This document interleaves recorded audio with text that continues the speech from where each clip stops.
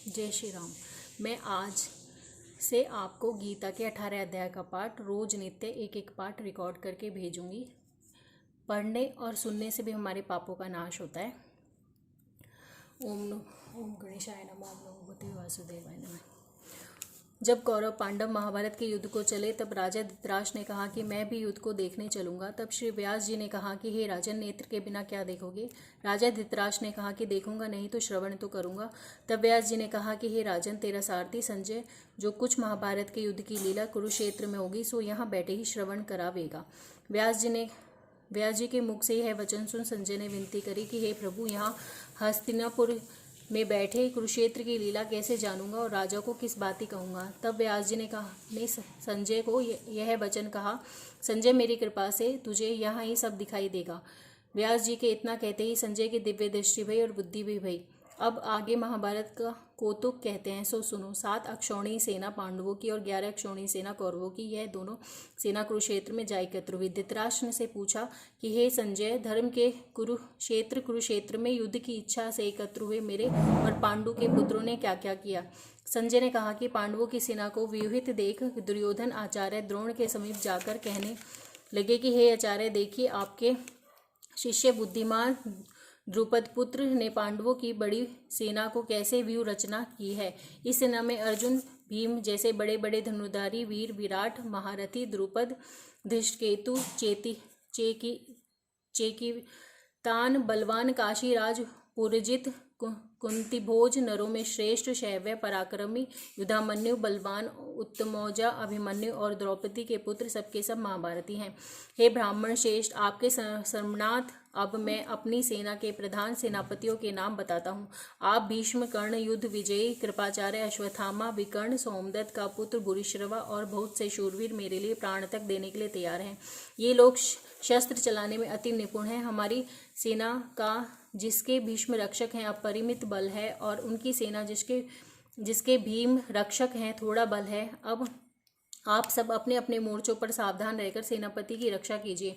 भीष्म पितामह ने दुर्योधन को प्रसन्न करते हुए और उच्च स्वर में गरजते हुए शंख बजाया और वहां चारों ओर शंख, नगाड़े, ढोल, मुखादि बाजे बजने लगे, जिनका बड़ा भयंकर शब्द हुआ। उनके अनंतर श्री कृष्ण और पांडव अर्जुन ने दिव्य शंखों को बजाया। श्री कृष्ण ने पांचजन्य और अर्जुन ने भी देवदत्त नामक शंख को और भीष्म, कर्ण करने वाले भीम ने पौंड्रक नामक बड़े शंख को बजाया। कुंती पुत्र राजा युधिष्ठिर ने अंतविजय, नकुल ने सुघोष और सहदेव ने मणि पुष्पक और धनुर्धर, काशीराज, शिखंडी, धृष्टद्युम्न, विराज, अपराजित, सात्यकी, राजा द्रुपद और द्रौपदी के 5 पुत्रों, महाबाहु अभिमन्यु, इन सब वीरों ने अपने अपने शंखों को बजाया। उन शंखों से भारी शब्द से आकाश और पृथ्वी गूंज उठे और धृतराष्ट्र के पुत्रों के हृदय कांप उठे। हे राजन, अर्जुन ने कौरवों को युद्ध के लिए प्रस्तुत देखकर धनुष उठाकर श्री कृष्ण ने कहा कि हे अत्युज, मेरा रथ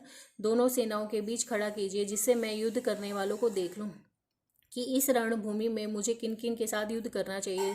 दुर्बुद्धि दुर्योधन की प्रीति करने वाले जो युद्ध के लिए यहाँ एकत्रित हुए हैं उनको देखूंगा। संजय ने कहा कि हे राजन, अर्जुन की बात सुनकर श्री कृष्ण ने भीष्म, द्रोण आदि वीरों के सामने उत्तम रथ को खड़ा करके कहा कि हे वीर, युद्ध के लिए उद्यत इन कौरवों को देख लो।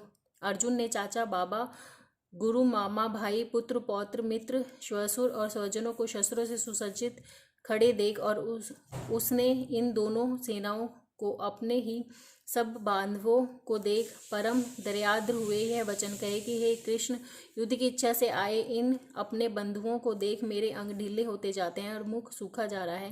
मेरा शरीर बेकल होता है, गांडीव हाथ से गिरा जाता है। हे केशव, मुझ में यहाँ खड़े रहने का सामर्थ्य नहीं है। अब मैं लक्षण उल्टे देख रहा हूँ और संग्राम में अपने स्वजनों का वध करके कोई लाभ नहीं होगा। हे कृष्ण, मैं जीत, राज्य और सुख नहीं चाहता हूँ। हे प्रभु, हमको राज्य, भोग और जीवन से क्या काम है, क्योंकि जिनके लिए राज्य, भोग और सुख की इच्छा की जाती है वे सब इस युद्ध में प्राण और धन की इच्छा छोड़ मरने के लिए तैयार हैं। आचार्य, पिता, पुत्र, पितामह, मातामह, श्वशुर, पौत्र, साले और संबंधी, ये सब मुझे मारे तो भी हे मधुसूदन, मैं इन्हें मारने की इच्छा नहीं करूँगा। हे जनार्दन, त्रिलोकी के राज्य के लिए भी मैं इन्हें मारना नहीं चाहता।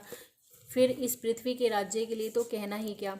ये जनार्दन, धृतराष्ट्र के पुत्रों को मारकर हमारा क्या भला होगा, इसलिए हमें अपने भाई धृतराष्ट्र के पुत्रों को मारना अनुचित है।